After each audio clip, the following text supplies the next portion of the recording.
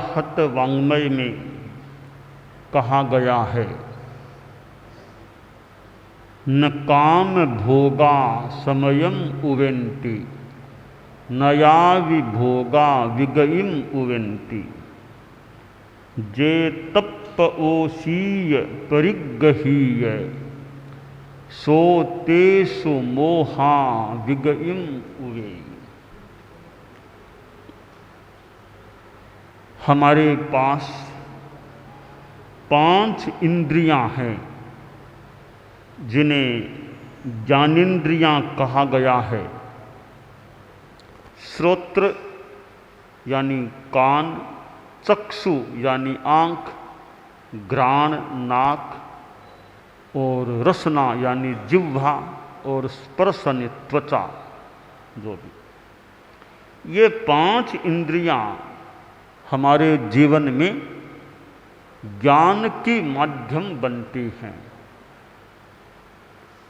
ये 5 इंद्रियां ज्ञान की माध्यम भी बनती हैं तो भोग की साधन भी बनती हैं।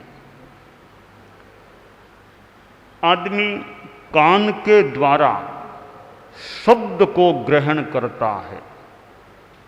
कर्ण का विषय है शब्द। चक्षु के द्वारा रूप को ग्रहण किया जाता है। चक्षु का विषय है रूप। घ्राण के द्वारा गंध को ग्रहण किया जाता है। घ्राण का विषय है गंध। और जिह्वा के द्वारा स्वाद लिया जाता है तो जिह्वा का विषय है स्वाद, रस, रस ग्रहण होता है। और त्वचा के द्वारा स्पर्श का ग्रहण किया जाता है, छुआ जाता है चीज को। तो ये 5 इंद्रियां हैं, 5 इनके विषय हैं। साधु के लिए तो इंद्रियों के संयम की बात है ही, परंतु गृहस्थों के लिए भी इंद्रियों का संयम रखना अच्छा होता है। और इंद्रियों का संयम नहीं होने से आदमी बढ़िया काम भी नहीं कर सकता। राजा हो, शासक हो, उसमें भी एक सीमा तक इंद्रिय संयम होना चाहिए। अगर राजा है ज़्यादा ऐश आराम इंद्रिय विषय भोगों में रचा पचा रहता है तो वह शासन चलाने में भी असफल हो सकता है। तो कोई भी आदमी हो, इंद्रियों का संयम एक सीमा तक होना चाहिए। एक राजा था, जैसा कि मैंने कहा राजा में भी इंद्रिय संयम होना चाहिए। राजा को आम, मैंगो खाने का बड़ा शौक था। 12 ही महीने राजा को आम्र चाहिए। सवेरे नाश्ते में भी आम्र, दिन में भी आम्र चाहिए। अति मात्रा में आम खाने लगा। संस्कृत में कहा गया है अति सर्वत्र वर्जयेत। अति तो सब जगह है, वर्जनीय होता है। कहीं भी अति नहीं करनी चाहिए। तो ज्यादा मात्रा में आम खाने का निमित्त बना राजा बीमार हो गया, ज्यादा बीमार हो गया। वैद्य को बुलाया गया। बड़ा नामी अच्छा अनुभवी वैद्य था, आयुर्वेदिक शास्त्रों का प्रकांड पंडित भी था। वैद्य ने राजा की नब्ज को देखा और कहा, महाराज बीमारी पकड़ में आ गई है, एक पुड़िया दूंगा, बस उसके बाद दवाई की जरूरत नहीं इस बीमारी के लिए। एक ही पुड़िया, एक पूरा पुड़िया एक ही है, फिर न कल जरूरत है न परसों जरूरत ही नहीं है, एक पुड़िया आज आप ले लेंगे, मेरा काम तो हो जाएगा। कहा ठीक है वैद्य जी। वैद्य ने वहीं पर राजा के महल में ही दवा को तैयार किया, साथ में वो दवाई लाई हुई थी, पुड़िये में डाला कि महाराज यह पुड़िया आप पानी के साथ दवाई ले लो। राजा ने वैद्य के सामने ही जल के साथ दवाई को ले लिया। बोला महाराज बस अब एक ही पुड़िया देना है, दवाई आपने ले ली, तो अब एक परहेज की बात है, परहेज का पक्का ध्यान रखना पड़ेगा। महाराज परहेज भी एक ही चीज का है, अब जिंदगी में कभी आम नहीं खाना है, आम बिल्कुल नहीं खाना, एक ही चीज का। और आप मिठाई खाओ, तलवा खाओ, मेरी ओर से कोई दिक्कत नहीं, इस बीमारी के लिए तो आम सर्वथा छोड़ना होगा। मैं पुनः निवेदन करूंगा महाराज, आम कभी भूल से भी खा लिया, यह बीमारी वापिस हो सकती है, आप पूरा मेहरबानी करके ध्यान रखना। पास में मंत्री भी था और भी सचिव लोग थे, तो राजा ने कहा भाई ध्यान रखना है, मेरे भोजन में आम नहीं आना चाहिए। भोजन में क्या, पूरे महल में भी, महल की सीमा में आम आना ही नहीं चाहिए। किसी को खाना हो तो बाहर जाकर खाना, या महल में आम नहीं आना चाहिए। राजा ने निर्देश दे दिया, आम से सर्वथा मुझे दूर रहना है, परहेज रखना है। राजा स्वस्थ हो गया, आम आना बंद हो गया महल में। 3-4 महीने बीत गए। एक दिन राजा घूमने के लिए बाहर गया, मंत्री साथ में था। काफी दूर जाने के बाद पैदल ही गया था। राजा बोला मंत्री जी थकान आ गई है, मेरा चलने का अभ्यास कम है, प्राय कम घूमता हूँ, आज एक साथ 4-5 किलोमीटर में आ गया हूँ पैदल, थकान आ गई है, कहीं विश्राम करना चाहता हूँ। तो मंत्री बोला महाराज थोड़ा सा पीछे चलते हैं, हमारे सर्किट हाउस आदि आदि आ जाएंगे, अतिथि गृह भी कई हैं, वहाँ कहीं विश्राम करा दूंगा। तो राजा ने कहा वो क्या है? वो तो बगीचा है, बगीचा अच्छा है, वहाँ विश्राम थोड़ी देर वहीं कर लूँ। तो मंत्री बोला महाराज वो आम का बगीचा है, आम के पास आपको जाना नहीं है। कहा मंत्री थोड़ा आराम तो करना पड़ेगा, अब चलते हैं देखते हैं। तो मंत्री का मन तो नहीं था, पर राजा का ज़्यादा मन था, तो मंत्री ले गया। आम के बहुत पेड़ थे, सहस्राम्र वनम, 1000 मानो आम के पेड़, ऐसा बगीचा। वहाँ राजा एक पेड़ के नीचे बैठा और फिर लेट भी गया। अब हवा का झोंका आया, एक आम टूट करके राजा के पेट पर गिर गया।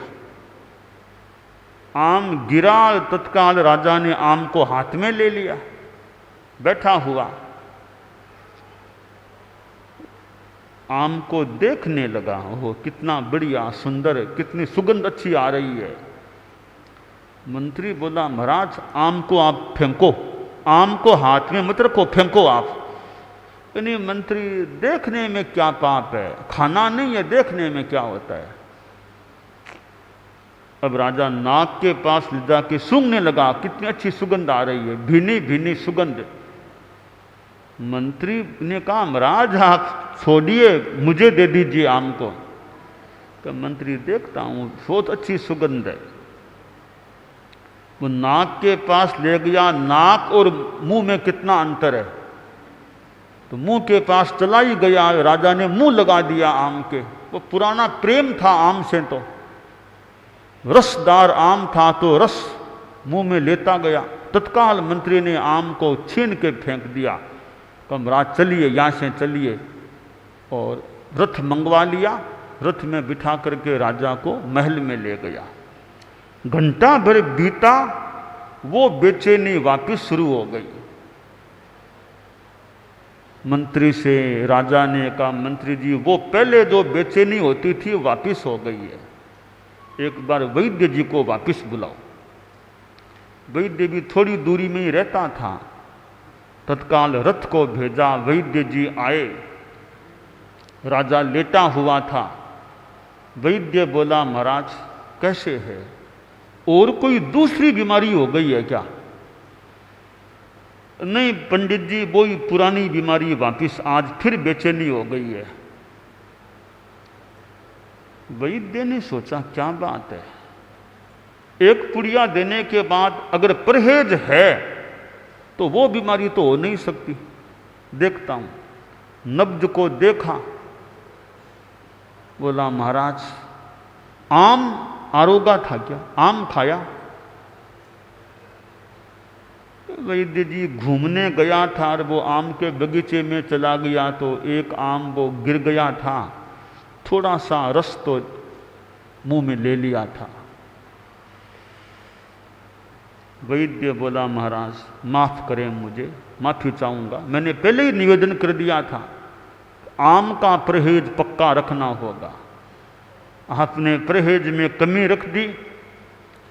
अब मैं झूठ मूठ बात करूं, स्पष्ट ही बता दूं, इस बीमारी का अब मेरे पास कोई इलाज नहीं है। मेरी थ्योरी में तो एक ही पुड़िया देता हूं एक बीमारी के लिए, परहेज पक्का रखना होता है।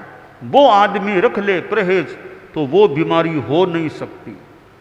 अब जैसा भी हो गए, बीमारी तो हो गई, आपने परहेज भी नहीं रखा, मेरे पास कोई इलाज है भी नहीं। आप चाहो तो और किसी को दिखा लो, मेरे पास कोई इलाज नहीं है। 2-3 घंटों के बाद तो बेचैनी इतनी बढ़ गई कि सहन होना मुश्किल, और 4 घंटे बाद तो राजा का प्राणांत भी हो गया, देहांत हो गया।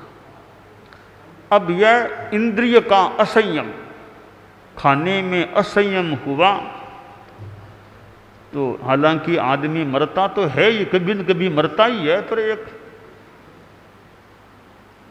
निमित्त बन सकता है या अकाल मृत्यु भी हो सकती है। मरना जीना भी अलग बात है, मूल आसक्ति से पाप कर्म का बंध होता है। तो विषयासक्ति पाप कर्म का बंध कराने वाली होती है, और विषय विरक्त रहना यह मोक्ष की दृष्टि से अच्छा होता है। संस्कृत में कहा गया है मन एव मनुष्याणाम कारणम बंध मोक्षयोः बंधाय विषयासक्तम मुक्त्यै निर्विषयम स्मृतम। ये मन कह दें या भाव, भाव ही बंधन का कारण है, भीतर का भाव ही मुक्ति का कारण है। विषयासक्त मन या भाव बंधन कराने वाला, विषयों का परित्याग करना यह मुक्ति का मार्ग बन जाता है, मुक्ति का मार्ग होता है। तो हम इंद्रियों का संयम रखने का प्रयास करें। कान से हम सुनते हैं, क्या सुनते हैं, क्या सुनना चाहिए, क्या नहीं सुनना चाहिए। कोई शास्त्रों की वाणी सुने और कोई उपयोगी बात सुने तो कान का अच्छा उपयोग है। सुनते सुनते अच्छा ज्ञान हो सकता है। कोई दुखी आदमी आए, उसका दुख सुन लें तो ठीक है, कम से कम जान लें क्या दुख है इसको।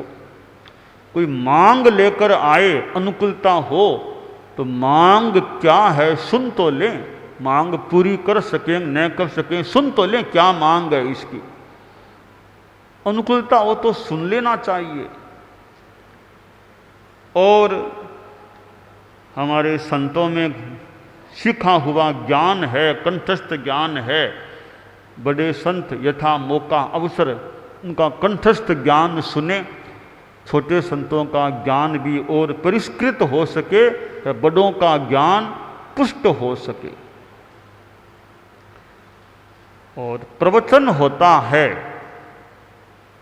तो वो सुन लें। अच्छे व्यक्ति का प्रवचन हो रहा है, समारोह में बैठे भी हैं, तो और काम न करके, अत्यंत जरूरी न हो तो और काम नहीं करके प्रवचन सुने क्या बात बता रहे हैं। तो यूँ हम कान का बढ़िया उपयोग कर सकते हैं। कोई जैसे साधु सो रहा है, कोई जगाए उसको भी काम है, तो सुना अनसुना न करके भी सुन ले क्या आवाज़ आ रही है, उठें, कोई काम हो तो सहयोग कर दे। तो कानों का अच्छा उपयोग करना चाहिए। कोई भक्ति के अध्यात्म के गीत सुनाई आ रहे हैं, कानों में आ रहे हैं, तो वो सुन लें, मौका टाइम हो तो अच्छे संस्कार पैदा हो सके। तो अच्छी चीज़ें सुनना चाहिए, बुरी चीज़ नहीं सुने। दूसरों की निंदा हो रही है, हमें मतलब नहीं तो क्यों टाइम लगाएं दूसरों की निंदा सुनने में। दो आदमी कोई व्यक्तिगत बात कर रहे हैं तो छिप कर के कान लगा के सुनने का प्रयास क्यों करें। व्यक्तिगत कोई बात है तो हम क्यों बीच में जाएं। तो यूँ कई चीज़ें नहीं भी सुननी चाहिए। बुरा सुनो मत, बुरा देखो मत, बुरा बोलो मत, है बुरा सोचो मत। गांधी जी के 3 बंदर की बात, बुरा नहीं देखना, बुरा नहीं सुनना, बुरा नहीं बोलना, बुरा सोचना भी नहीं। सोचें तो अच्छा सोचें, बोलें तो अच्छा बोलें, सुने तो अच्छा सुने, देखें तो अच्छा देखें। तो इंद्रियों का हम सदुपयोग करें, दुरुपयोग करने से बचें। शरीर में शक्ति है तो किसी को दुख देने का प्रयास न करें। शरीर को कोई चंदन से लिप्त करे कि शरीर बढ़िया है, लगे चंदन का लेप कर लूं। चंदन के लेप से शरीर की शोभा हो सकती है। संस्कृत में कहा गया, विभाति कायः करुणा प्राणाम परोपकार न तु चंदनेन। परोपकार करें, आध्यात्मिक परोपकार करें, यह शरीर का बढ़िया उपयोग है। और शरीर कितने आभूषण पहन लिए, आप लोग गृहस्थ हैं, आभूषण भी पहनने वाले पहनते ही होंगे, वो ठीक है, व्यावहारिक बात है।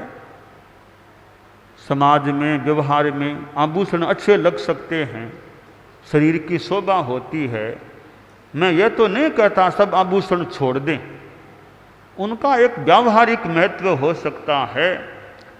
बाहर के आभूषण पहने या न पहने, गुणात्मक आभूषण हम धारण करें। कि हाथ में कंगन पहना जाए, ठीक है, हाथ की शोभा हो सकती है, परंतु हाथ से आदमी दान दे तो हाथ की शोभा दान से है। कंगन पहनने से ठीक है, बाहर की शोभा हो जाए। श्रोत्रम श्रुते नैव न तु कुंडलेन दानेन पाणिर न तु कंकणेन। कि हाथ की शोभा कंकण से हो सकती है, तो हाथ से दान दो किसी को, किसी की आध्यात्मिक दान, आध्यात्मिक सेवा करो, ये हाथ की शोभा है। हाथ की रेखाएं कैसी है, ठीक है, ये भी एक हस्तरेखा विज्ञान भी हो सकता है दुनिया में, हाथ की रेखाएं कैसी है। अब हाथ की रेखाएं तो दिखाएं न दिखाएं, हाथ से बढ़िया काम करते रहो, हाथ से बढ़िया काम करते रहो। बढ़िया काम करेंगे तो बढ़िया फल मिलेगा, ये आशा और विश्वास रखें। तो हाथ हमारे पवित्र हों। हाथ पवित्र कैसे हों? सर्फ से धो लें, साबुन से धो लें, हैंडवाश से धो लें, हाथ साफ हो सकते हैं, वो एक सफाई है। परंतु हाथों से सेवा करेंगे तो हाथ पवित्र हो जाएगा। हैंडवाश, साबुन, सर्फ है, वो हाथ के ऊपर की गंदगी तो मिटा सकते हैं, परंतु हाथ साफ तो हो गए। अब और ज्यादा पवित्र बनना, हाथों को बनाना है, दूसरों की सेवा करें, दूसरों को सहायता पहुंचाएं, आध्यात्मिक सेवा करें, तो सेवा से हाथ पवित्र हो जाते हैं। साबुन से हाथ साफ हो सकते हैं। थोड़ा सा अंतर हम कर लें, साफ होना एक बात है, पवित्र होना अलग बात है। तो साबुन, हैंडवाश, सर्फ से हाथ स्वच्छ साफ हो सकते हैं, सेवा करने से हाथ पवित्र हो सकते हैं। तो शरीर हमारा सक्षम है, दूसरों की सेवा करें, आध्यात्मिक सेवा, सहयोग करें। हाथ क्या काम आएंगे? हाथ क्या काम आएंगे? उपयोग करें अच्छा हाथों का। किसी वृद्ध साधु की सेवा कर दें, हमारे संत लोग हैं, वृद्ध की सेवा कर दें, और किसी की यथा योग्य सेवा कर दें, तो हमारे हाथ पवित्र हो जाते हैं। किसी को सहारा दे दिया, कि वृद्ध के उतरने में चढ़ने में तकलीफ लग रही है, उसको हाथ का सहारा दे दिया, तो हमारी ओर से सहयोग हो गया उसका। तो दूसरों को सहायता पहुंचाएं, सहयोग करें, तो सेवा से हाथ पवित्र होते हैं और साबुन से हाथ साफ होते हैं। साफ करना भी उपयोगिता है, पवित्र बनाना है तो दूसरों की सेवा करो, आध्यात्मिक सेवा करो, हाथ पवित्र हो जाते हैं। दानान सेठम अभय पयाणम सच्चे सुया अणवज्जं वयन्ति तवे सुया उत्तम बंभचेरम लोगुत्तमे समणेनाय पुत्ते।